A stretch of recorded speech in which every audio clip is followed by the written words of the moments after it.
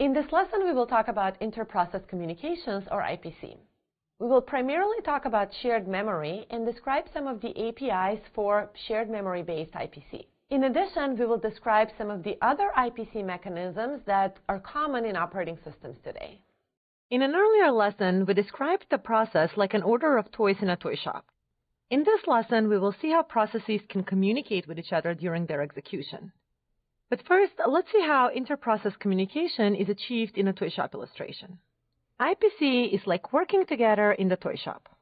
First, the workers can share the work areas. The workers can call each other. And finally, the interactions among the workers require some synchronization. Looking at this list, it is fairly obvious that the workers have many options in terms of how they can interact with one another. When sharing a work area, the workers can communicate amongst each other by leaving common parts and tools on the table to be shared among them. Second, the workers can directly communicate by explicitly requesting something from one another and then getting the required response. And finally, good communication using either one of these methods requires some synchronization so that a worker knows when the other one has finished talking or the other one has finished with a particular tool. One way of thinking about this is that a worker may say, "I will start a step once you finish yours." As we will see, processes can also interact amongst each other and work together in similar ways. First, processes can have a portion of physically shared memory, and any data they both need to access will be placed in such shared memory. We will discuss this further in this lesson. Second, processes can explicitly exchange messages, requests, and responses via message passing mechanisms that are supported through certain APIs like sockets. For both of these methods, processes may need to wait on one another and may need to rely on some synchronization mechanisms like mutexes to make sure that the communication proceeds in a correct manner. Interprocess communication refers to a set of mechanisms that the operating system must support in order to permit multiple processes to interact amongst each other. That means to synchronize, to coordinate, to communicate, all of those aspects of interaction. IPC mechanisms are broadly categorized as message-based or memory-based. Examples of message-passing-based IPC mechanisms include sockets that most of you are familiar with already, as well as other OS-supported constructs like pipes or message queues. The most common memory-based mechanism is for the operating system to provide processes with access to some shared memory. This may be in the form of completely unstructured set of pages of physical memory, or also maybe in the form of memory-mapped files. Speaking of files, these too could be perceived as a method for IPC. Multiple processes read and write from the same file. We will talk about file systems in a separate lecture. Also, another mechanism that provides higher-level semantics when it comes to the IPC among processes is what's referred to as remote procedure calls, or RPC. Here, by higher-level semantics, we mean that it's a mechanism that supports more than simply a channel for two processes to coordinate or communicate amongst each other. Instead, these methods prescribe some additional detail on the protocols that will be used, how will the data be formatted, how will the data be exchanged, etc. RPC2 will be discussed in a later lesson in this class. Finally, communication and coordination also imply synchronization. When processes send and receive to each other messages, they in a way synchronize as well. Similarly, when processes synchronize, for instance using some mutex-like data structure, they also communicate something about the point in their execution. So from that perspective, synchronization primitives also fall under the category of IPC mechanisms. However, we will spend a separate lesson talking specifically about synchronization. For that reason, this lesson will focus on the first two bullets, and we will talk about these remaining topics later. One mode of IPC that operating systems support is called message passing. As the name implies, processes create messages and then send or receive them. The operating system is responsible for creating and maintaining the channel that will be used to pass messages among processes. This can be thought of as some sort of buffer or FIFO queue, other type of data structure. The operating system also provides some interface to the processes so that they can pass messages via this channel. The processes then send or write messages to this port. And on the other end, the processes receive or read messages from this port. The channel is responsible for passing the message from one port to the other. The OS kernel is required to both establish the communication channel as well as to perform every single IPC operation. What that means is that both the send and receive operation require a system call and a data copy as well. In the case of send, from the process address space into the communication channel, and in the case of receive, from this channel into the receiving process address space. What this means is that a simple request-response interaction among two processes will require 4 user kernel crossings and 4 data copies. In message passing IPC, these overheads of crossing in and out of the kernel and copying data in and out of the kernel are one of the negatives of this approach. A positive of this approach is its relative simplicity. The operating system kernel will take care of all of the operations regarding the channel management, regarding the synchronization. It will make sure that data is not overwritten or corrupt in some way as processes are trying to send or receive it potentially at the same time. So that's a plus. In practice, there are several methods of message passing based IPC. The first and most simple form of message passing IPC that's also part of the POSIX standard is called pipes. Pipes are characterized by 2 endpoints, so only 2 processes can communicate. There's no notion of a message per se with pipes. Instead, there is just a stream of bytes that's pushed into the pipe from one process and then received into another. One popular use of pipes is to connect the output from one process to the input of another process. So the entire byte stream that's produced by P1 would be delivered as input to P2 instead of somebody typing it in, for instance. A more complex form of message passing IPC is message queues. As the name suggests, message queues understand the notion of messages that they transfer. So a sending process must submit a properly formatted message to the channel, and then the channel will deliver a properly formatted message to the receiving process. The OS-level functionality regarding message queues also includes things like understanding priorities of messages or scheduling the way messages are being delivered. The use of message queues is supported through different APIs. In Unix-based systems, these include the POSIX API and the System5 API. The message passing API that most of you are familiar with is the socket API. With the socket form of IPC, the notion of ports that's required in message passing IPC mechanisms, that is the socket abstraction that's supported by the operating system. With sockets, processes send messages or receive messages via an API that looks like this, send and receive. The socket API supports send and receive operations that allow processes to send message buffers in and out of the in-kernel communication buffer. The socket call itself creates a kernel-level socket buffer. In addition, it will associate any necessary kernel-level processing that needs to be performed along with the message movement.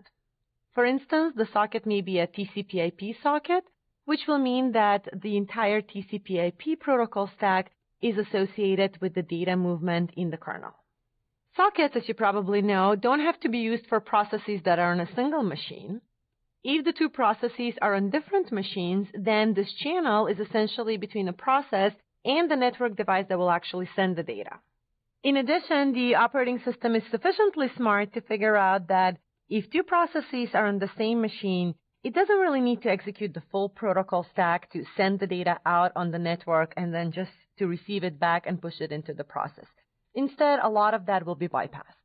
This remains completely hidden from the programmer, but you could likely detect it if you perform certain performance measurements. In shared memory IPC, processes read and write into a shared memory region. The operating system is involved in establishing the shared memory channel between the processes. What this means is that the operating system will map certain physical pages of memory into the virtual address spaces of both processes. The virtual addresses in P1 and the virtual addresses in P2 will map to the same physical addresses. At the same time, the virtual address regions that correspond to that shared memory buffer in the 2 processes, they don't need to have the same virtual addresses. Also, the physical memory that's backing the shared memory buffer does not have to be a contiguous portion of physical memory. All of this leverages the memory management support that's available in operating systems and on modern hardware. The big benefit of this approach is that once the physical memory is mapped into both address spaces, the operating system is out of the way. The system calls are used only in the setup phase. Now, data copies are potentially reduced, but not necessarily completely avoided. Note that for data to be visible to both processes, it actually must explicitly be allocated from the virtual addresses that belong to this shared memory region. So if that's not the case, then data within the same address space has to be copied in and out of the shared memory region. In some cases, however, the number of required copies can be reduced. For instance, if P2 needs to compute the sum of two arguments that were passed to it from P1 via the shared memory region, then P2 can only read these arguments. It doesn't actually need to copy them into other portions of its address space, compute the sum, and then pass it back. However, there are some drawbacks. Since the shared memory area can be concurrently accessed by both processes, this means that the processes must explicitly synchronize their shared memory operations, just as what you would have with threads operating within a single address space. Also, it is the developer's responsibility to determine any communication protocol-related issues, such as how are messages going to be formatted, how will they be delimited, what are their headers going to look like, and also how the shared memory buffer will be allocated, when which process will be able to use a portion of this buffer for its needs. So this adds some complexity, obviously. Unix-based systems, including Linux, support two popular shared memory APIs. One of these was originally developed as part of System 5, and the other one is the official POSIX shared memory API. In addition, shared memory-based communication can be established between processes using a file-based interface, so via memory-mapped files in both address spaces. This API is essentially analogous to the POSIX shared memory API. Also, the Android operating system uses a form of shared memory IPC that's called ASHMEM. There are a number of differences in the details of how ASHMEM behaves compared to the System 5 or the POSIX APIs, but I'm just providing it here as a reference only. For the remainder of this lesson, we will focus on briefly describing the Unix-based shared memory APIs. We saw two major ways to implement IPC, using a message passing or a memory-based API. Which one of the two do you think will perform better? The message passing, the shared memory-based API, or neither? It depends. Mark your answer from the following choices. The answer to this question is the "it depends" answer that's common in many systems questions. Here is why. We mentioned that in message passing, multiple copies of the data must be made between the processes that communicate and the kernel. That leads to overhead, clearly.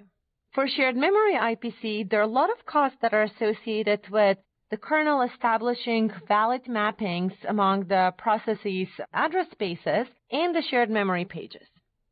Again, these are overheads.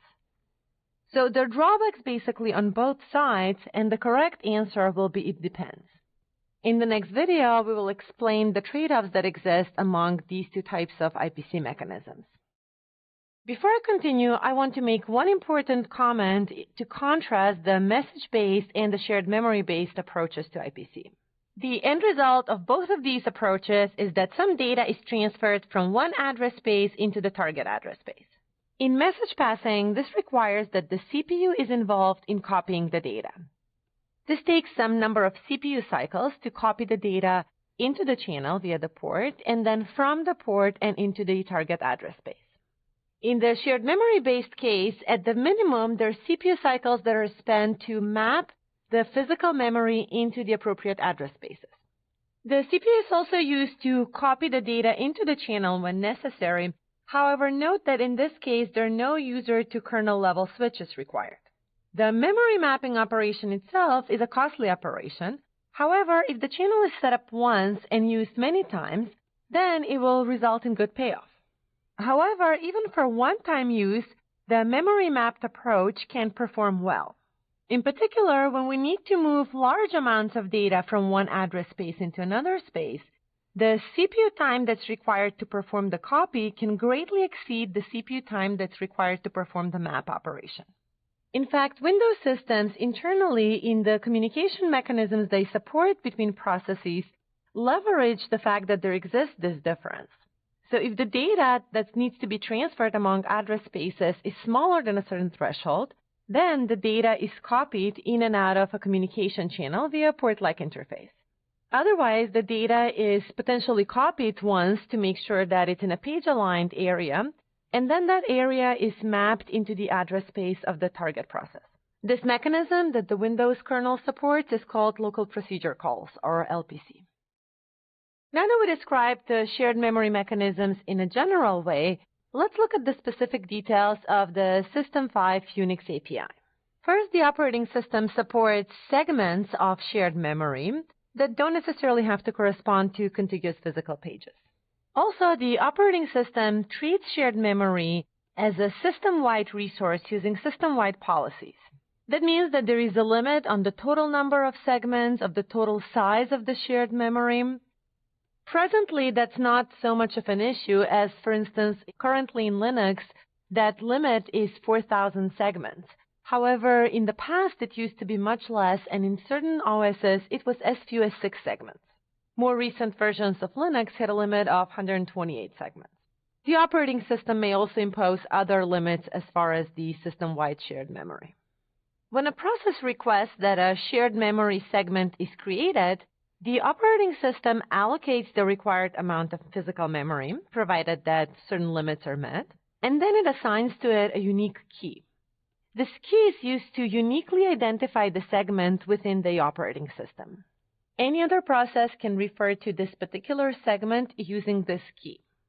If the creating process wants to communicate with other processes using shared memory, then it will make sure that they learn this key in some way, by using either some other form of IPC or just by passing it through a file or as a command line argument or maybe other options. Using the key, the shared memory segment can be attached by a process. This means that the operating system establishes valid mappings between the virtual addresses that are part of that process virtual address space and the physical memory that backs the segment. Multiple processes can attach to the same shared memory segment, and in this manner, each process ends up sharing access to the same physical pages.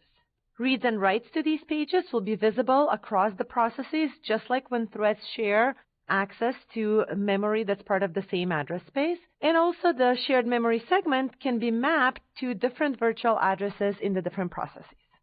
Detaching a segment means invalidating the address mappings for the virtual address region that corresponded to that segment within the process. In other words, the page table entries for those virtual addresses will no longer be valid.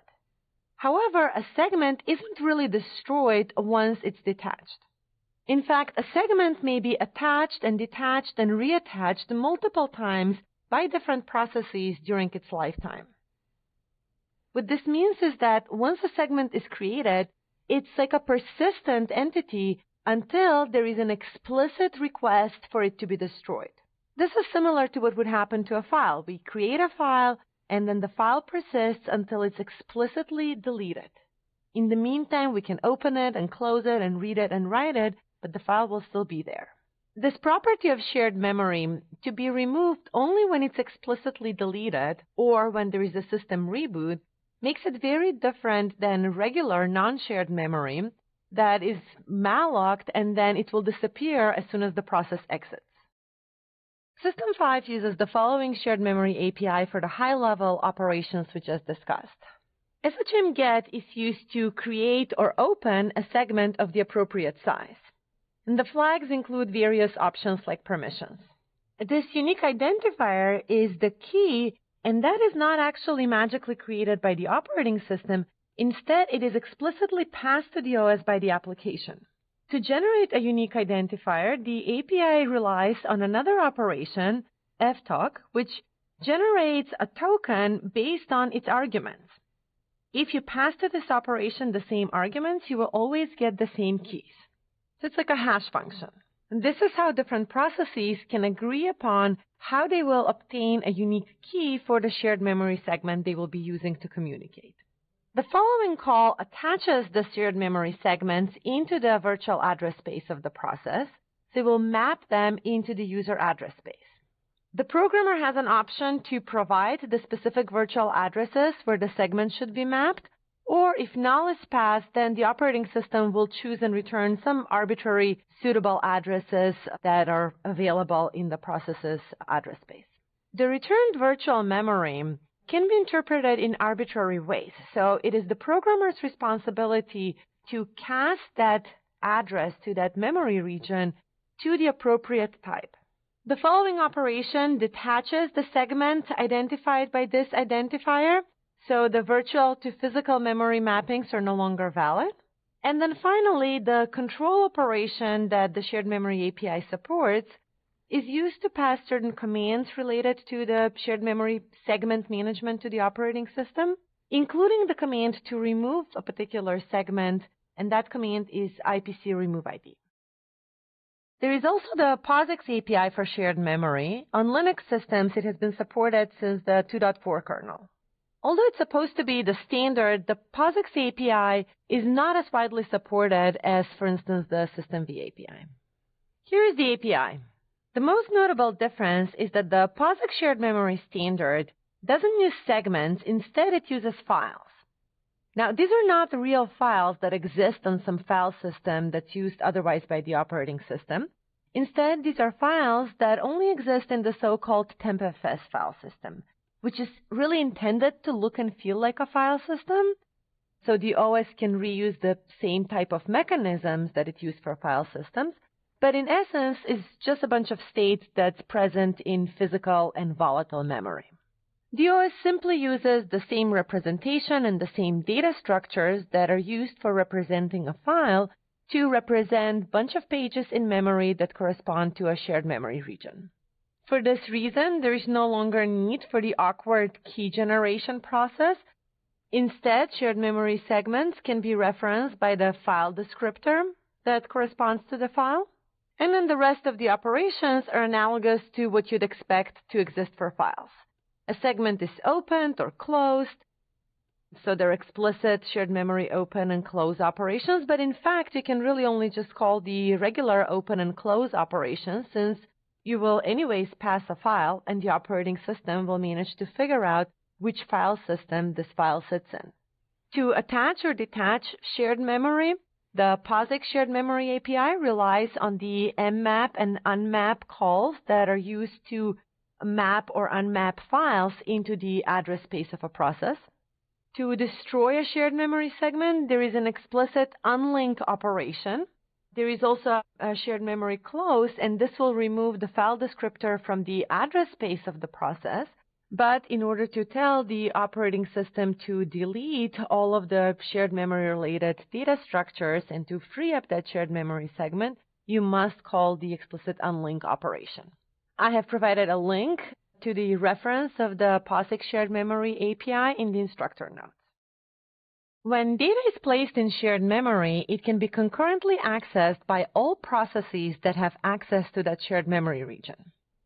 Therefore, such accesses must be synchronized in order to avoid race conditions. This is analogous to the manner in which we synchronize threads when they're sharing an address space. However, it needs to be done for processes as well. So we still must use certain synchronization constructs, such as mutexes or condition variables, for processes to synchronize when they're accessing shared data. There are a couple of options in how this inter-process synchronization can be handled. First, one can rely on the exact same mechanisms that are supported by the threading libraries that can be used within processes. So, for instance, two pthreads processes can synchronize amongst each other using pthreads mutexes and condition variables that have been appropriately set. In addition, the operating system itself supports certain mechanisms for synchronization that are available for inter-process interactions. Regardless of the method that is chosen, there must be mechanisms to coordinate the number of concurrent accesses to the shared memory region. For instance, for support for mutual exclusion, mutexes provide this functionality, and also to coordinate when is data available in the shared memory segment and ready to be consumed by the peer processes. This is some sort of notification or signaling mechanism, and condition variables are an example of a construct that provides this functionality. When we talked about pthreads, we said that one of the attributes that's used to specify the properties of the mutex or the condition variable when they're created is whether or not that synchronization construct is private to a process or shared among processes. The keyword for this is pthread process shared. So when synchronizing the shared memory accesses of two pthreads multi-threaded processes, we can use mutexes and condition variables that have been correctly initialized with pthread process shared status. One important thing, however, is that the synchronization variables themselves have to be also shared. Remember, in multi-threaded programs, the mutex or condition variables have to be global and visible to all threads. That's the only way they can be shared among them. So it's the same rationale here. In order to achieve this, we have to make sure that the data structures for the synchronization construct are allocated from the shared memory region that's visible to both processes. For instance, let's look at this code snippet. Let's look here at how the shared memory segment is created. Here we are using the systemv API. In the get operation, the segment ID, the shared memory identifier, is uniquely created from the token operation, where we use argument 0 from the command line, so the path name for the program executable, and then some integer parameter. So in this case, this is 120. We're also requesting that we create a segment size of 1 kilobyte, and then we specify various permissions for that segment. Then using that segment identifier that's returned from the get operation, we are attaching the segment, and that will provide us with a shared memory address. So this is the virtual memory address in this instance of the process, so in the execution of this particular process, so in its address space, that points to the physically shared memory. Now we are casting that address to point to something that's of the following data type. If we take a look at this data type, this is the data structure of the shared memory area that's shared among processes. It has two components. One component is the actual byte stream that corresponds to the data. The other component is actually the synchronization variable, the mutex that will be used among processes when they're accessing the shared memory area, when they're accessing the data that they care for, so as to avoid concurrent writes, race conditions, and similar issues. So this is how we will interpret what's laid out in the shared memory area. Now, let's see how this mutex here is created and initialized. First of all, we said that before creating a mutex, we must create its attributes and then initialize the mutex with those attributes. Now, concerning the mutex attributes, we see that we have here set the pthread process shared attribute for this particular attribute data structure. Then we initialize the mutex with that attribute data structure, so it will have that property. Furthermore, notice that the location of the mutex we pass to this initialization call is not just some arbitrary mutex in the process address space. It is this particular mutex element that is part of the data structure in shared memory. This set of operations will properly allocate and initialize a mutex that's shared among processes, and a similar set of operations should be used also to allocate and initialize any condition variables that are intended for shared use among processes. Once you have properly created and allocated these data structures, then you can use them just as regular mutexes and condition variables in a multi-threaded pthreads process. So there's no difference in their actual usage given that they're used across processes. The key, again, let me reiterate, is to make sure that the synchronization variable is allocated within the shared memory region that's shared among processes. In addition, shared memory accesses can be synchronized using operating system-provided mechanisms for inter-process interactions. This is particularly important because the process shared option for the mutex condition variables with pthreads isn't necessarily always supported on every single platform. Instead, we rely on other forms of IPC for synchronization, such as message queues or semaphores. With message queues, for instance, we can implement mutual exclusion via send-receive operations. Here is an example protocol how this can be achieved. Two processes are communicating via shared memory, and they're using message queues to synchronize. The first process writes to the data that's in shared memory, and then it sends a ready message on the message queue. The second process receives that ready message, knows that it's okay to read the data from the shared memory, and then it sends another type of response, an OK message, back to P1. Another option is to use semaphores. Semaphores are an operating system-supported synchronization construct, and a binary semaphore can have two values, 0 or 1, and it can be achieved the similar type of behavior like what is achieved with a mutex.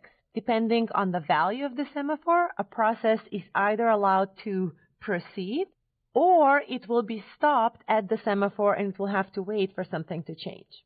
For instance, a binary semaphore with values 0 and 1, we can use it in a following way. If its value is 0, the process will be blocked. And if its value is 1, the semantics of the semaphore construct is such that a process will automatically decrement that value, so it will turn it to 0, and it will proceed. So this decrement operation is equivalent to obtaining a lock. In the instructor's notes, I'm providing a code example that uses shared memory and message queues and semaphores for synchronization. And the example uses the System-V or System5 API as a reference. The System5 APIs for these two IPC mechanisms is really somewhat similar to those that we saw for shared memory in terms of how you create and close, etc., message queues or semaphores. For both of these constructs, they're also POSIX equivalent APIs. Now let's take a treasure hunt type of quiz concerning the message queue construct. The question has 4 parts. For message queues, what are the Linux system calls that are used for send a message to a message queue, receive messages from a message queue, perform a message control operation, or to get a message identifier? Provide answers for each of the following questions. Remember to use only single-word answers like just reboot or just receive, and feel free to use the internet. The answers to these questions are as follows. Sending messages to a message queue uses the following command, msg-snd, message send. Receiving a message uses the following message receive command. Performing a control operation on a message can be done using the following command, messagectl control. And finally, obtaining an identifier for a message can be done using the message get call. As you start using IPC methods, it is useful to note that Linux provides some command line utilities for using IPC and shared memory in general. IPC-S will list all of the IPC facilities that exist in the system. This will include all types of IPC, message queue, semaphores. Passing the -m flag will display only the shared memory IPC. There is also a utility to remove an IPC construct. For shared memory, you use the M flag and you specify the shared memory identifier. Look at the main pages for both of these commands for a full set of options. When using shared memory, the operating system doesn't restrict you how the memory will be used. However, the choice of the API or the specific mechanisms that will be used for synchronization are not the only decisions that you need to make. Remember, with shared memory, the operating system provides the shared memory area and then it's out of the way. All of the data passing and synchronization protocols are up to the programmer. So in the upcoming morsels, we will mention a few things that you can consider to assist with your design process. Another design question is, how large should a segment be?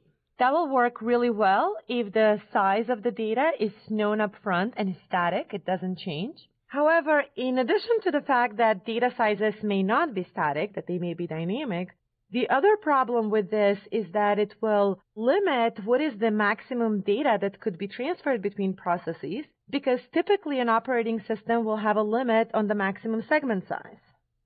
If you want to potentially support arbitrary message sizes that are much larger than the segment size, then one option can be that you can transfer the data in rounds. Portion of the data gets written into the segment, and then once P2 picks it up, P2 is ready to move in the next round of that data item. However, in this case, the programmer will have to include some protocol to track the progress of the data movement through the rounds. In this case, you will likely end up casting the shared memory area as some data structure that has the actual data buffer, some synchronization construct, as well as some additional flags to track the progress. In this lesson, we talked about interprocess communication, or IPC. We described several IPC mechanisms that are common in operating systems today. We spent a little bit more time on use of shared memory as an IPC mechanism, and we contrasted this also with use of message-based IPC mechanisms. Based on this lesson, you should have enough information on how to start using interprocess communication mechanisms in your projects. As a final quiz, please tell us what you learned in this lesson. Also, we would love to hear your feedback on how we might improve this lesson in the future.